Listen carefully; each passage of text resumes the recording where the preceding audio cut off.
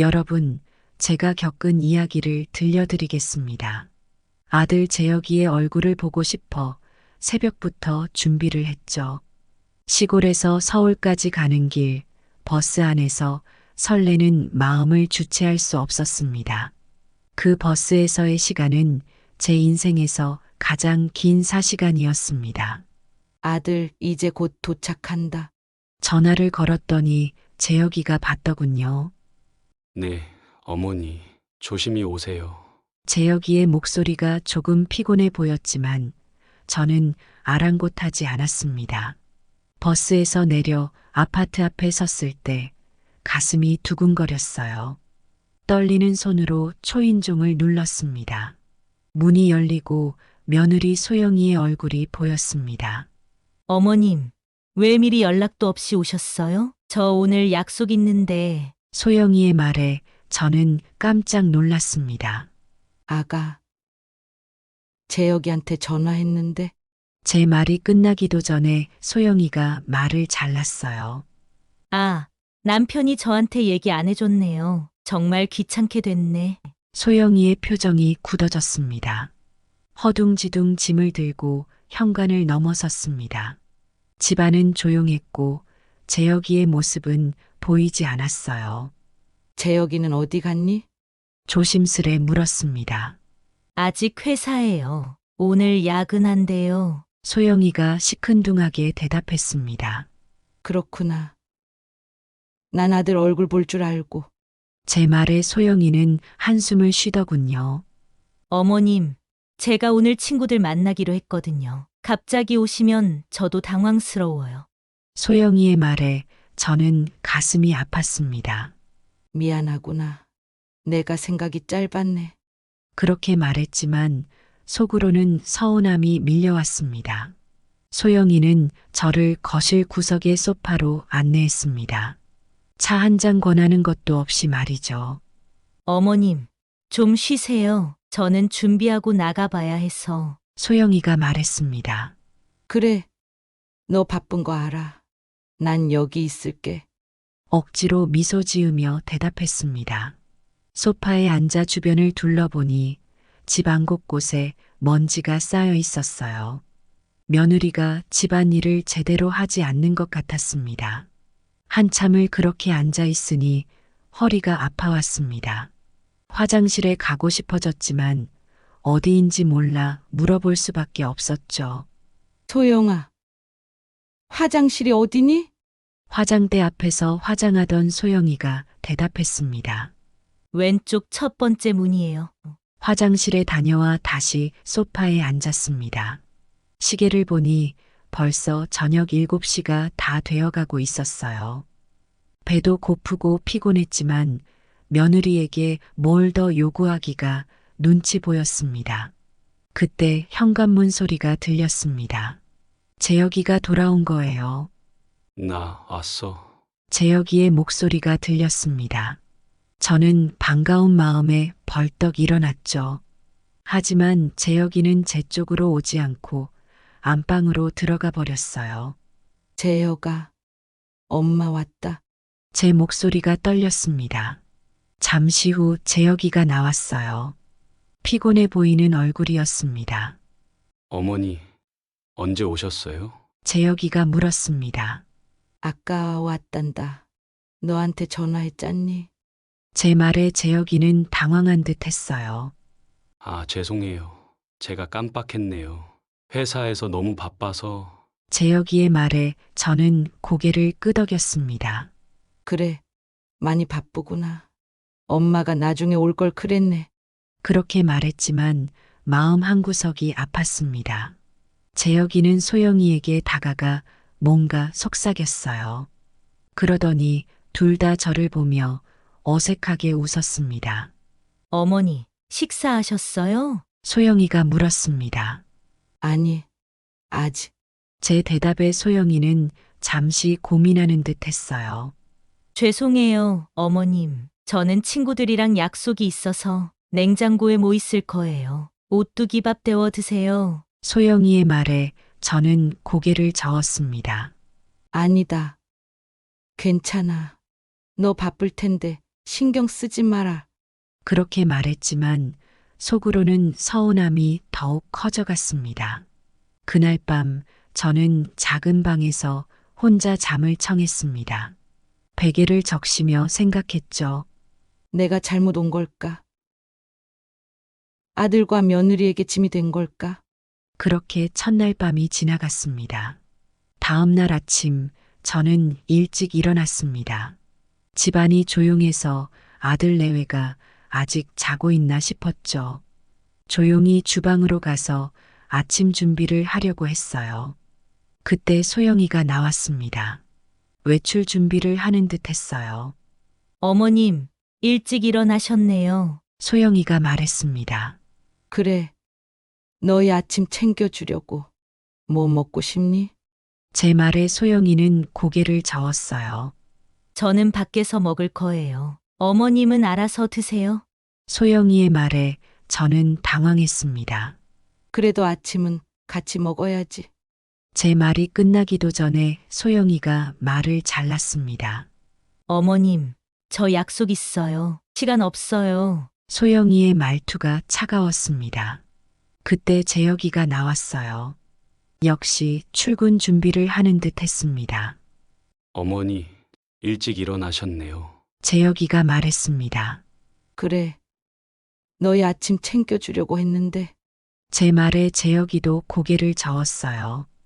저는 회사에서 먹을 거예요. 어머니는 편하게 드세요. 재혁이의 말에 저는 가슴이 아팠습니다. 알았다. 그래도 이거라도 가져가렴. 급하게 과일을 깎아 내밀었지만 둘 다 거절했어요. 괜찮아요. 저희 가볼게요. 그렇게 말하고 아들 내외는 서둘러 나갔습니다. 현관문이 닫히는 소리가 들리자 저는 그 자리에 주저앉고 말았습니다. 내가 여기 왜 왔지? 그런 생각이 들더군요. 한참을 그렇게 앉아 있다가 겨우 일어났습니다.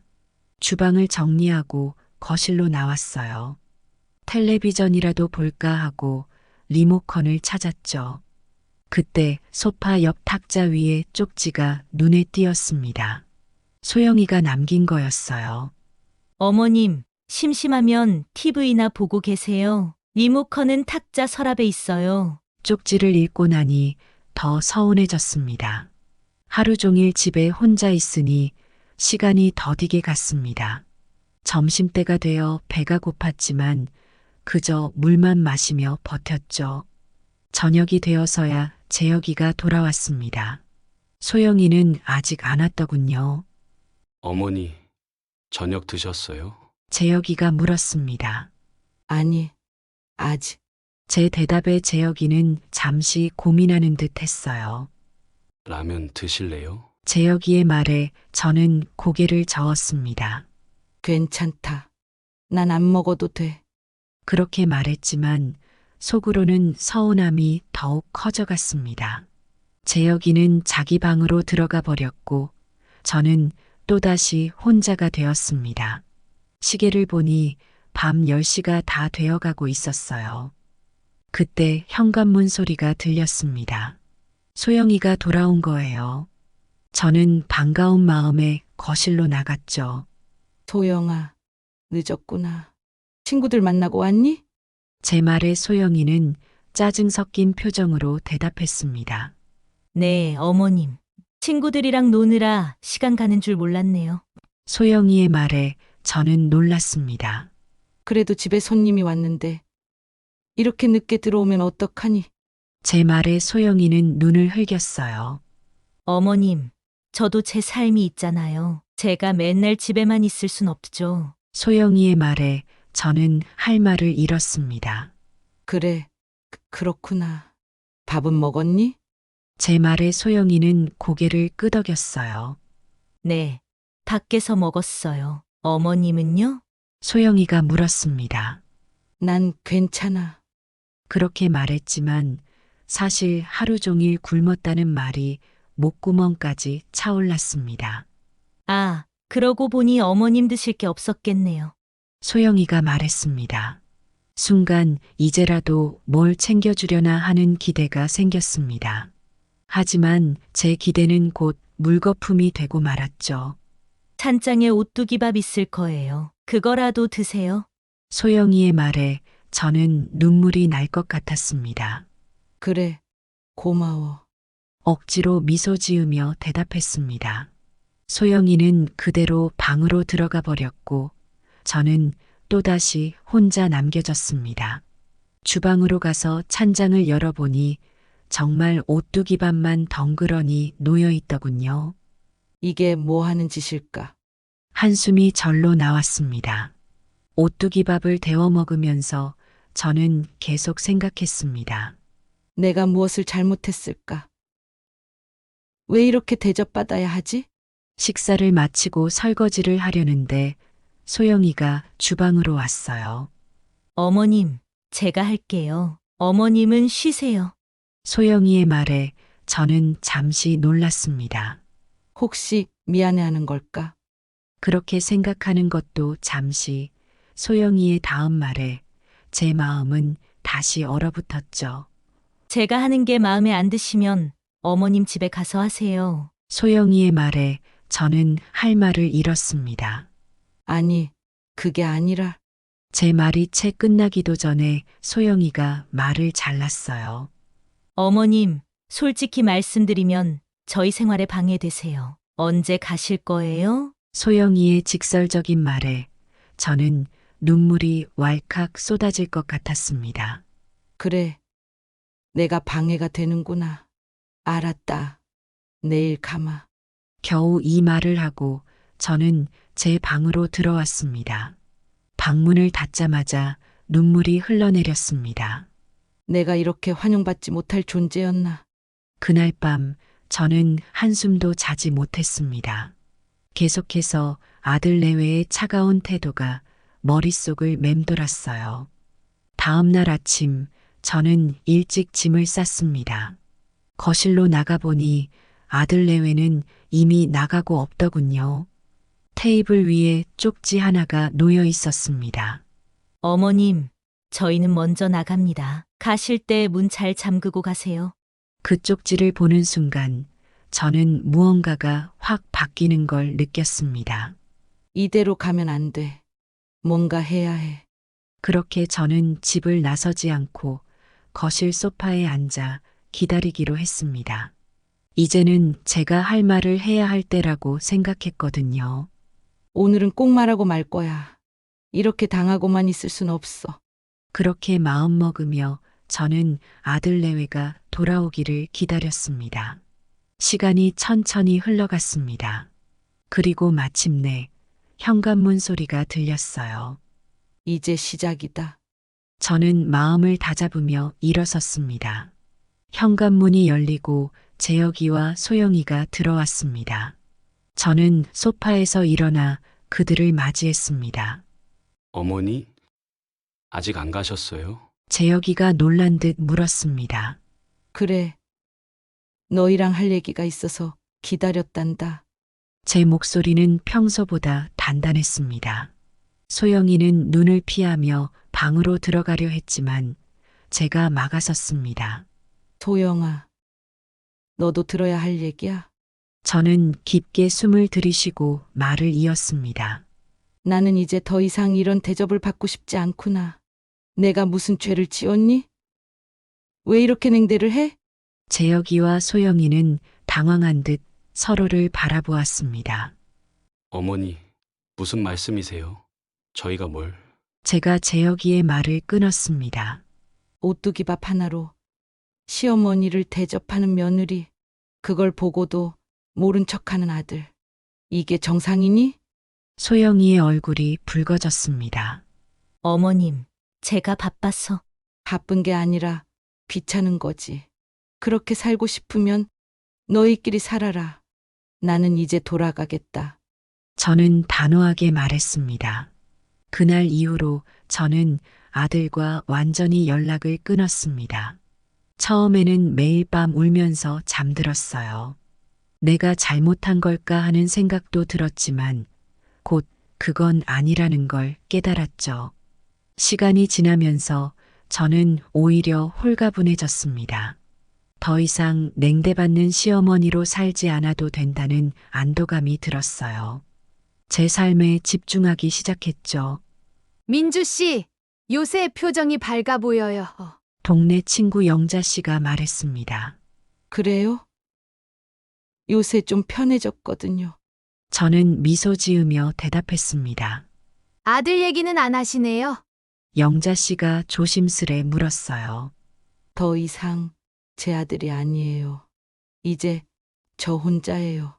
제 대답에 영자 씨는 놀란 듯 했지만 이내 이해한다는 듯 고개를 끄덕였습니다. 매일 아침 일찍 일어나 동네 한 바퀴를 걸었습니다. 처음에는 힘들었지만 점점 몸이 가벼워지는 걸 느꼈어요. 동네 문화센터에 등록해서 그림 그리기도 배웠죠. 민주님, 그림 실력이 많이 늘었어요. 강사 선생님이 칭찬해 주셨습니다. 정말요? 매일 조금씩 연습했거든요. 저는 뿌듯한 마음으로 대답했습니다. 가끔 텔레비전에서 며느리와 시어머니 갈등을 다룬 프로그램을 보면 가슴이 아팠습니다.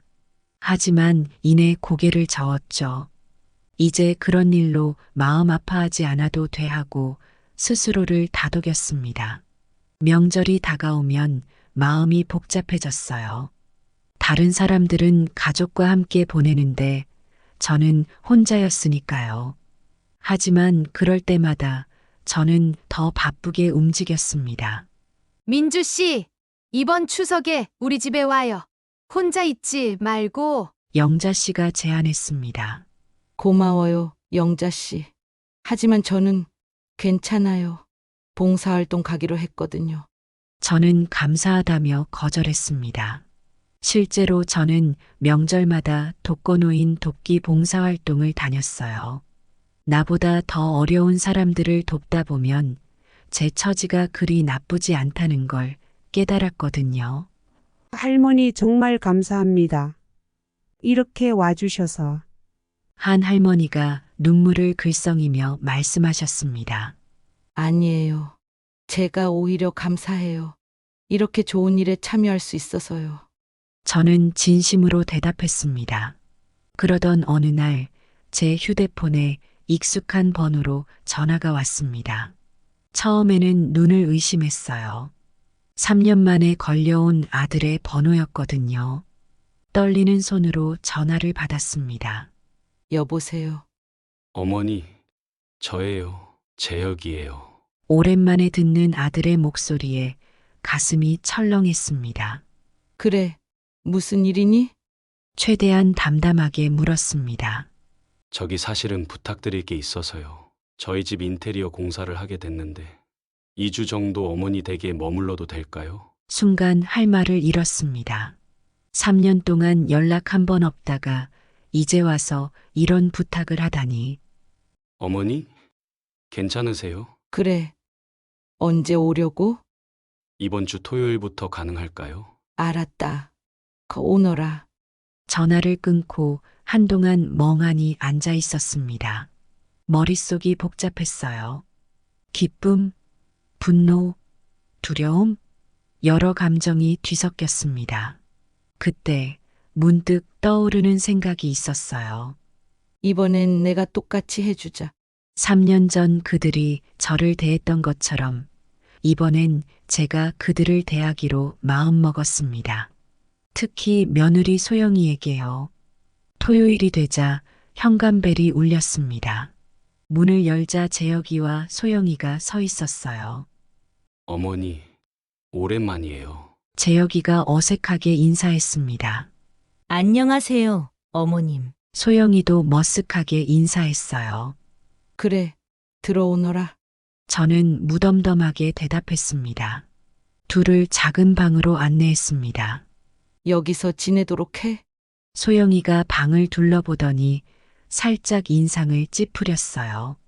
어머님, 방이 좀 작네요. 아, 그래? 미안하구나. 우리 집이 원래 이렇게 작아. 저는 3년 전 소영이가 했던 것처럼 대답했습니다. 저녁 식사는요? 재혁이가 물었습니다. 아, 맞다. 찬장에 오뚜기밥 있을 거야. 그거 데워 먹으렴. 저는 씩 웃으며 대답했습니다. 소영이의 얼굴이 굳어졌어요. 재혁이도 당황한 듯 했지만 아무 말도 하지 않았습니다. 다음 날부터 저는 본격적인 오뚜기밥 작전을 시작했습니다. 아침 찬장을 열어보니 오뚜기밥만 가득했어요. 재혁이가 어리둥절한 표정으로 물었습니다. 어머니, 아침은 뭐예요? 오뚜기밥이다. 데워 먹어라. 물 말아서 김치에 먹어. 저는 무덤덤하게 대답했습니다. 재혁이와 소영이는 어이없다는 듯 서로 얼굴을 쳐다봤지만 별말 없이 오뚜기밥을 데워 먹었습니다. 점심때가 되자 소영이가 조심스레 다가왔어요. 어머님, 점심은 어떻게 할까요? 아, 찬장에 오뚜기밥 있단다. 그거 먹으려무나. 저는 씩 웃으며 대답했습니다. 소영이의 표정이 굳어졌지만 저는 아랑곳하지 않고 TV를 보며 앉아 있었습니다. 저녁이 되자 재혁이가 항의하듯 물었어요. 어머니, 하루 종일 오뚜기 밥만 주시는 거예요? 그래, 왜? 맛없니? 난 너희를 위해 최선을 다해 준비한 건데. 저는 3년 전 그들이 했던 말을 그대로 되돌려 주었습니다. 다음 날도 똑같았습니다. 아침, 점심, 저녁. 오직 오뚜기밥뿐이었어요. 소영이가 참지 못하고 말했습니다. 어머님, 저희가 뭘 잘못했나요? 잘못? 아니다. 난 그저 너희를 잘 대접하고 있는 것뿐이야. 저는 무표정하게 대답했습니다. 3일째 되는 날 재혁이가 화를 내며 말했어요. 어머니, 이제 그만하세요. 저희가 나가서 사 먹을게요. 그래? 그럼 그렇게 하렴. 난 괜찮아. 저는 무심하게 대답했습니다. 그들은 결국 밖에서 식사를 해결하기 시작했습니다. 하지만 저는 계속해서 오뚜기밥만 준비해 두었어요. 4일째 되던 날 소영이가 조심스레 다가왔습니다. 어머님, 혹시 저희가 무슨 잘못을 했나요? 저는 그녀를 빤히 쳐다보며 대답했습니다. 잘못? 아니야. 난 그저 너희를 배려하고 있는 거란다. 소영이의 얼굴이 붉어졌지만 더 이상 아무 말도 하지 않았어요.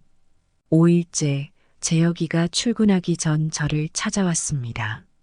어머니, 정말 이유가 뭐예요? 왜 이러세요? 이유? 만 그저 너희를 대접하고 있는 거야. 뭐가 문제니? 저는 차갑게 대답했습니다. 재혁이는 한숨을 쉬며 집을 나갔어요. 6일째 소영이가 울먹이며 찾아왔습니다. 어머님, 제발요. 저희가 뭘 잘못했는지 말씀해 주세요. 하지만 저는 냉정하게 대답했습니다. 잘못한 게 뭔지 너가 생각해봐. 일주일이 지나자 재혁이가 다시 찾아와 물었습니다. 어머니, 도대체 왜 이러세요? 저는 잠시 그를 쳐다보다가 말했습니다. 너희가 3년 전에 날 어떻게 대했는지 기억나니? 재혁이의 얼굴이 창백해졌어요. 그때 내 마음이 어땠을지 상상이나 해봤니? 제 목소리가 떨렸습니다. 소영이도 들어와 상황을 듣더니 고개를 숙였습니다. 우리가 정말 죄송했어요, 어머님. 소영이가 작은 목소리로 말했습니다. 하지만 저는 멈추지 않았습니다. 계속해서 오뚜기밥만 내놓았어요. 8일째 재혁이가 퇴근 후 저를 찾아왔습니다. 어머니, 저희가 정말 큰 잘못을 했습니다. 용서해 주세요. 용서. 그게 그렇게 쉬운 줄 아니? 저는 냉정하게 대답했습니다. 9일째 소영이가 눈물을 글썽이며 찾아왔어요. 어머님, 저희가 어떻게 해야 용서받을 수 있을까요? 시간이 해결해 줄 거야. 저는 무덤덤하게 대답했습니다.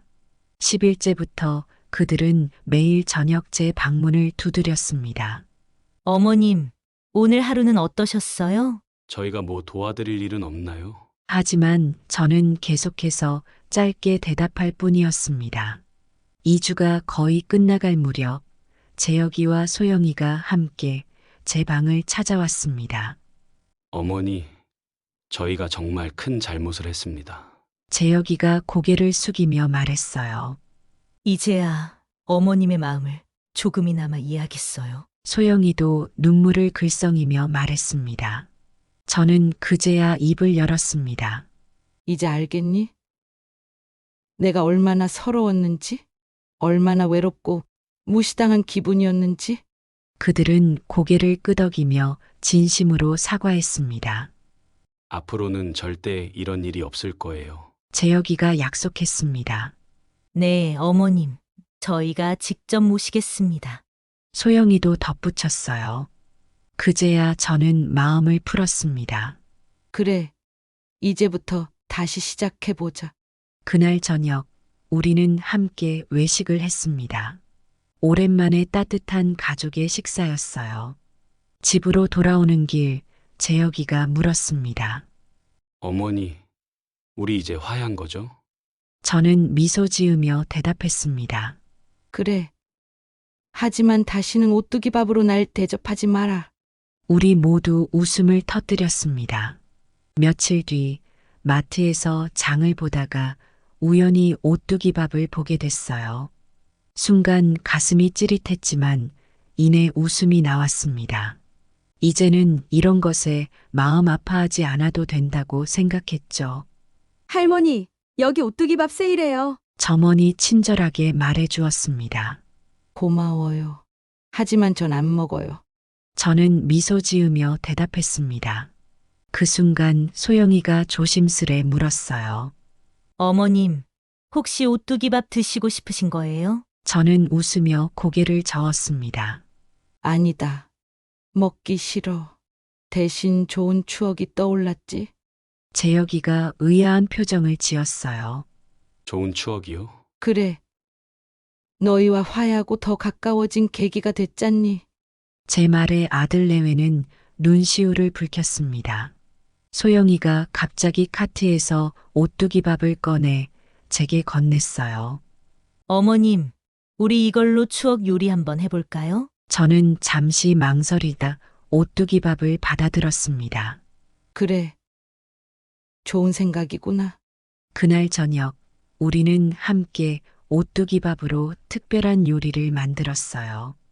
재혁이는 김치를 볶고 소영이는 참치를 준비했죠. 저는 계란 프라이를 올렸습니다. 식탁에 앉아 우리가 함께 만든 추억의 오뚜기밥 정식을 먹으며 그동안의 이야기를 나눴어요. 어머님, 정말 죄송했어요. 소영이가 다시 한번 사과했습니다. 이제 그만하렴. 우리는 이미 화해했잖니. 저는 따뜻하게 대답했어요. 재혁이가 말했습니다. 어머니, 앞으로는 매달 한 번씩 꼭 찾아뵐게요. 그래, 기다릴게. 하지만 오뚜기밥은 가끔만 먹자꾸나. 우리 모두 웃음을 터뜨렸습니다. 식사를 마치고 설거지를 하면서 소영이가 조용히 제게 말했어요. 어머님, 저도 이제 시어머니가 될 날이 올 텐데, 어머님처럼 현명하게 할 수 있을까요? 저는 소영이의 손을 잡고 대답했습니다. 넌 잘할 거야. 중요한 건 서로를 이해하고 존중하는 마음이란다. 그날 밤 잠자리에 들면서 저는 생각했습니다. 오뚜기밥 하나로 시작된 우리 가족의 이야기. 이제는 정말 행복한 추억이 됐구나. 이렇게 우리 가족은 오뚜기밥이라는 작은 계기로 더욱 단단해졌습니다. 때로는 아픔을 통해 더 강해지고 더 가까워질 수 있다는 걸 깨달았죠. 이제 우리는 매년 그날을 기념하며 함께 오뚜기밥을 먹습니다. 그리고 서로에 대한 감사와 사랑을 표현하죠. 오뚜기밥은 이제 우리 가족의 특별한 음식이 되었습니다. 힘들었던 시간을 이겨내고 더 돈독해진 우리 가족의 사랑을 상징하는 음식이요. 인테리어 공사가 끝나고 한 달쯤 지났을 때 재혁이에게서 전화가 왔어요. 어머니, 이번 주말에 저희 집에 와주세요. 공사도 끝났고 어머니께 꼭 보여드리고 싶어요. 저는 잠시 망설였지만 이내 대답했습니다. 그래, 가마. 몇 시쯤 가면 되겠니? 토요일 오후 저는 아들 집 앞에 섰습니다. 문을 두드리자 소영이가 환한 미소로 맞아주었어요. 어서 오세요, 어머님. 기다리고 있었어요. 집 안으로 들어서자 달라진 인테리어에 놀랐습니다. 밝고 따뜻한 느낌의 거실, 깔끔하게 정돈된 주방. 그런데 가장 눈에 띈 것은 식탁 위에 차려진 음식들이었어요. 어머, 이게 다 뭐니? 소영이가 수줍게 웃으며 대답했습니다. 어머님을 위해 준비했어요. 어머님이 좋아하시는 음식들로요. 식탁 위에는 각종 고기와 해산물로 가득했어요. 삼겹살, 갈비, 새우, 전복. 정말 진수성찬이었죠. 재혁이가 다가와 말했습니다. 어머니, 이제부터 매달 한 번씩 이렇게 모시려고 해요. 괜찮으시죠? 저는 감동에 말문이 막혔어요. 그저 고개를 끄덕일 뿐이었습니다. 식사를 하면서 우리는 이런저런 이야기를 나눴어요. 재혁이의 회사 이야기, 소영이의 요리학원 다니는 이야기, 그리고 제 근황까지. 어머니, 요즘 무슨 일 하세요? 소영이가 물었습니다. 난 요새 동네 노인정에서 봉사활동을 하고 있단다. 나보다 더 어려운 분들을 돕다 보면 내가 오히려 힘을 얻는 것 같아. 재혁이가 감탄하며 말했어요. 어머니 정말 대단하세요. 저희도 어머니처럼 남을 위해 살아야겠어요. 식사를 마치고 설거지를 하면서 소영이가 조용히 제게 말했어요. 어머님, 사실 저 임신했어요. 저는 깜짝 놀라 소영이를 바라봤습니다. 정말? 오, 소영아. 우리는 서로 부둥켜 안고 기쁨의 눈물을 흘렸습니다. 그날 밤 집으로 돌아가는 길에 저는 생각했어요. 우리 가족이 이렇게 행복해질 줄이야. 몇 개월 후 소영이의 출산일이 다가왔습니다. 저는 병원에서 밤새 소영이의 손을 잡아주었어요. 어머니, 너무 아파요. 소영이가 힘들어하며 말했습니다. 괜찮아. 이 정도는 아무것도 아니야. 넌 할 수 있어. 저는 소영이를 격려했습니다. 마침내 아기의 울음소리가 들렸을 때 우리 모두 기쁨의 눈물을 흘렸어요. 어머님, 우리 아기 안아보세요. 재혁이가 아기를 제 품에 안겼습니다. 그 작고 여린 생명체를 안고 있자니 제 인생의 모든 순간들이 스쳐 지나갔어요. 힘들었던 시간들, 기뻤던 순간들, 그리고 지금 이 행복한 순간까지. 어머님, 우리 아기 이름을 뭐라고 지을까요? 소영이가 물었습니다. 잠시 생각하다 대답했어요. 오뚜기만 아니면 된다. 재혁이와 소영이는 미소를 지으며 고개를 끄덕였습니다. 그로부터 1년 후 우리는 손주의 첫 번째 생일을 축하하고 있었어요. 케이크 위에 촛불을 켜고 모두 함께 노래를 불렀죠. 어머님, 정말 감사해요. 어머님 덕분에 우리 가족이 이렇게 행복해졌어요. 소영이가 눈물을 글썽이며 말했습니다. 저는 미소 지으며 대답했어요. 고마운 건 나란다. 너희가 있어 난 세상에서 가장 행복한 할머니야. 이제 우리 가족은 매년 2번의 특별한 날을 기념합니다. 하나는 그해 오뚜기 밥으로 화해한 날이고 다른 하나는 손주의 생일이에요. 그리고 그날마다 우리는 서로에 대한 감사와 사랑을 표현합니다. 때로는 작은 다툼도 있지만 그때마다 우리는 오뚜기 밥을 떠올리며 웃음 짓죠. 이후 우리 가족의 관계는 놀랍도록 개선되었습니다. 재혁이와 소영이는 매달 저를 찾아왔고 못 오게 될 때는 꼭 전화를 했죠. 소영이는 특히 변화가 컸어요. 전에는 저를 부담스러워하던 며느리가 이제는 진심으로 저를 공경하게 되었습니다. 어머님, 이번 달엔 어떤 음식을 해드릴까요? 소영이가 가끔 전화로 물어보곤 했죠. 저는 그저 웃으며 대답했습니다. 너가 하고 싶은 대로 하렴. 너 음식이라면 뭐든 맛있단다.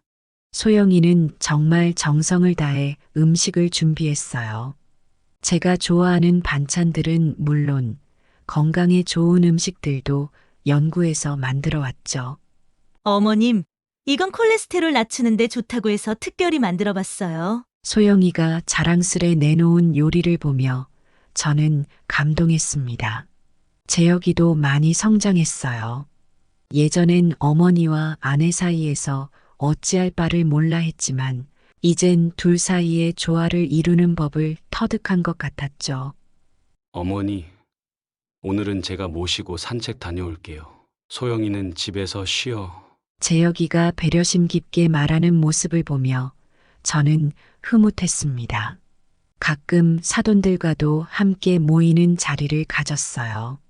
처음엔 어색했지만 점차 편안한 분위기가 되었죠.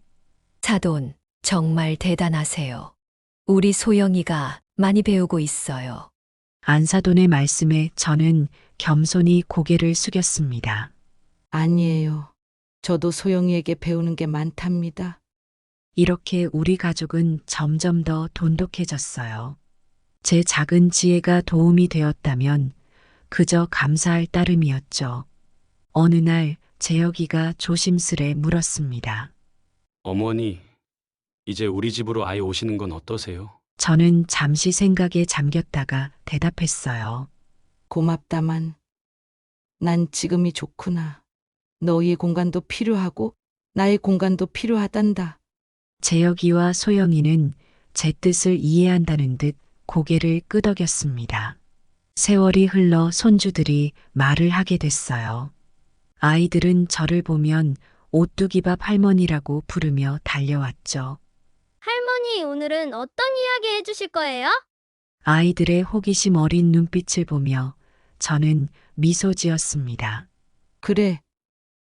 오늘은 할머니가 어떻게 오뚜기밥으로 가족의 사랑을 되찾았는지 이야기해 줄까? 아이들은 눈을 반짝이며 제 무릎에 앉았고 저는 그 옛날 이야기를 들려주기 시작했습니다. 어머님, 정말 감사합니다. 어머님 덕분에 우리 가족이 이렇게 행복해졌어요. 소영이가 눈물을 글썽이며 말할 때마다 저는 가슴이 뭉클해집니다. 재혁이도 이제는 든든한 가장이 되었어요. 어머니, 앞으로도 오래오래 건강하세요. 우리가 어머니의 사랑에 보답할 수 있게요. 저는 그저 웃으며 대답합니다. 너희가 행복한 게 바로 나에 대한 보답이란다. 이렇게 우리 가족은 서로를 이해하고 사랑하며 살아갑니다. 때로는 의견 차이로 다툼이 있기도 하지만 그때마다 우리는 오뚜기밥을 떠올리며 서로를 이해하려 노력하죠. 제 인생의 황혼기에 이렇게 행복한 가족이 있다는 건 정말 큰 축복입니다. 오뚜기밥으로 시작된 우리의 이야기가 이렇게 아름답게 이어질 줄 누가 알았을까요? 앞으로도 우리 가족의 이야기는 계속될 것입니다. 그리고 그 이야기의 중심에는 언제나 사랑과 이해, 그리고 용서가 있을 거예요. 오뚜기밥은 이제 우리 가족의 특별한 추억이 담긴 보물 같은 존재가 되었습니다. 한때는 서러움의 상징이었지만 지금은 우리를 하나로 묶어주는 사랑의 씨앗이 되었죠. 처음에는 복수의 도구로 사용했던 그 작은 밥이 어느새 우리 마음속에 아름다운 꽃으로 피어났습니다.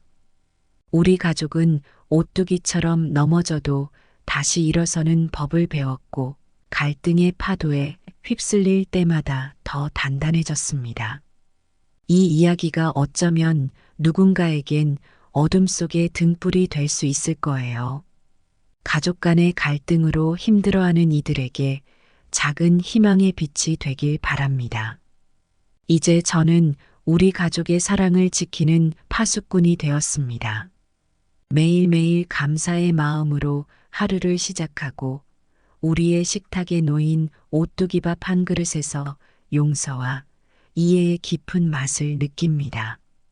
이 작은 밥 한 그릇이 영원히 우리 가족을 지켜줄 거라고 믿습니다.